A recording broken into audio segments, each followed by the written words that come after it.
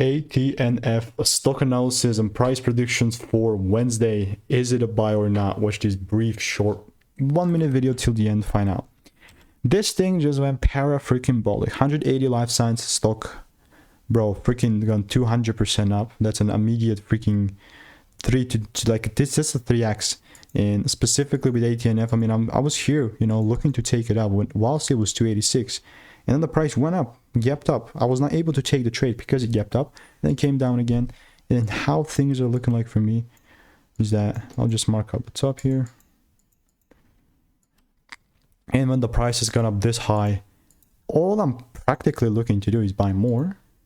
But if it just comes down and then gives me a double break, right? If that might not make sense and there is no rules met, then I'm not going to look to take it further up.